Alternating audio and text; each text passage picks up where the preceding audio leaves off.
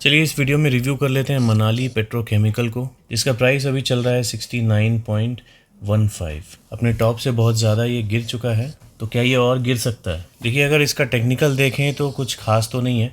और ये जो इसने बॉटम बनाया था, ये बनाया था कोविड में। ठीक है, कोविड के बाद ही ये इसने ऐसा बुल रन दिखाया है।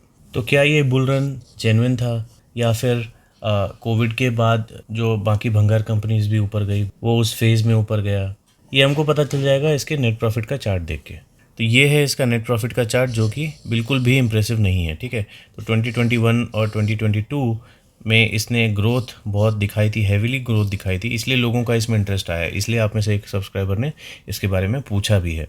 लेकिन अगर आप अभी का इसमें देखेंगे नेट प्रॉफिट, तो ये बहुत ही बेकार है। ठीक है, अभी इसमें एक क्वार्टर ही ऐड होना बाकी है, और इसने अभी तक अपने 2 साल पहले के टारगेट जो कि 201 है उसको भी बीट नहीं किया है।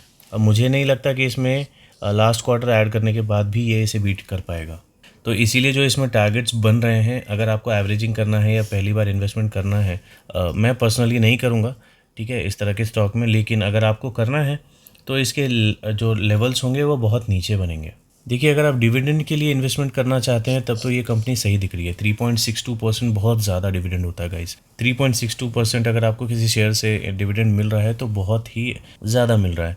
लेकिन ये क्या होता है ना, जब डिविडेंड आपको मिलता है तो वो आपके इन्वेस्टेड अमाउंट में वो एडजस्ट कर दिया जाता है। ठीक है, तो ओवरऑल देखा जाए तो आपको लॉस ही हो रहा होता है। वैल्यूएशन के हिसाब से देखेंगे तो 8.1 इसका मीडियन है, अभी की वैल्यू 9.6 है, बहुत ज़्यादा ऊपर नहीं है। ठीक है, अपने वैल्यूएशन के आसपास ही है, तो इससे कोई फ़र्क हमको नहीं पड़ेगा। इसकी रिसेंट ग्रोथ की वजह से अगर आप देखेंगे तो इसका जो लॉन्ग टर्म प्रॉफिट है और लॉन्ग टर्म CAGR है, ये दोनों ही डबल डिजिट में है, काफ़ी अच्छे दिख रहे हैं। लेकिन अभी जो रिसेंट का है वो बहुत प्रेशर में दिख रहा है। बैलेंस शीट बहुत ख़राब नहीं है। रिजर्व्स आप चेक करेंगे तो थोड़े अमाउंट से बढ़ा है, नेग्लिजिबल अमाउंट है। बोरोइंग्स अगर आप देखेंगे तो इन्होंने कम किया है। और फिक्स्ड एसेट आप चेक करेंगे तो फिक्स्ड एसेट कम हुआ है। ठीक है, तो ये एक बस नेगेटिव है, बाकी और तो इसमें कोई नेगेटिव बहुत ज़्यादा नहीं दिख रहा। तो 2 आउट ऑफ 3 इसे इजीली मिल जाएगा। शेयर होल्डिंग पैटर्न में भी आप देखेंगे प्रोमोटर्स इसमें बने हुए हैं। FII इसमें कोविड के टाइम पे नहीं थे, और दिसंबर 2020 के आसपास में इन्होंने थोड़ा सा अपना स्टेक बनाना शुरू किया, और अभी अच्छा खासा स्टेक है इनके पास। लेकिन अब जून 2022 से देखेंगे तो ये कंटिन्यू कम होते जा रहा है। म्यूचुअल फंड के पास जितना स्टेक था उन्होंने उसी को मेंटेन अभी तक रखा हुआ है, और पब्लिक ने भी अपना स्टेक इसमें मेंटेन करके रखा हुआ है। देखिए, इन्वेस्टमेंट करने का जो लेवल है वो मेरे हिसाब से जो पहला लेवल है ना, आपका जो भी इन्वेस्टमेंट अमाउंट है, जो भी आप इसमें लगाने वाले हैं, मान लो आप 100 रुपये लगाने वाले हैं, तो आप 25 रुपीज़ अब जाके इसमें लगा सकते हैं इसी लेवल पे।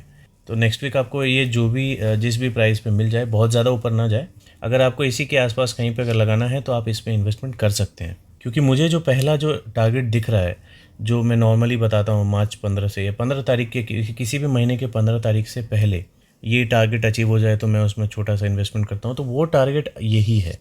ठीक है, मनाली पेट्रोकेमिकल का वो टारगेट यही है। तो पहला प्रेडिक्शन यही है कि शायद ये यहाँ से पलट जाएगा, या फिर थोड़ा बहुत यहाँ कंसोलिडेट करके फिर पलट जाएगा।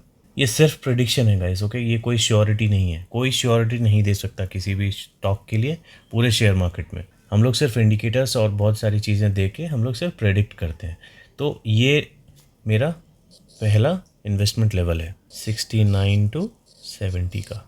तो मेरी तरफ से थम्स अप है। अगर मुझे कुछ अच्छी न्यूज़ मिलती है तो मैं भी शायद छोटा मोटा कुछ इसमें इन्वेस्टमेंट करूं, अदरवाइज़ ऐसे कोई मुझे इसमें फोमो बाइंग नहीं करनी है। लेकिन देखते हैं नेक्स्ट वीक मार्केट में किस तरह का इमोशन रहता है, तो उस हिसाब से मैं इसमें डिसीजन लूँगा। बाकी इसका जो 2 ईयरली टारगेट्स हैं वो है 55 का, और तीसरा है 26 का। ठीक है, तो ये दोनों टारगेट्स पूरे ईयर में एक्टिव रहेंगे।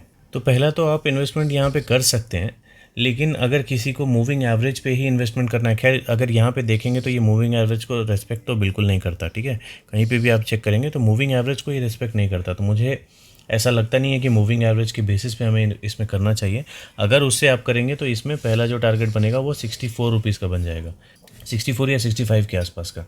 लेकिन अगर ये मूविंग एवरेज के आसपास जाता है, वहाँ से ब्रेक डाउन करता है, तो इसी तरह का आपको फॉल आपको दिख सकता है, जो कि इसमें पहले भी दिखता था। ठीक है, तो जितना मुझे पता था मैंने आपको सब कुछ बता दिया।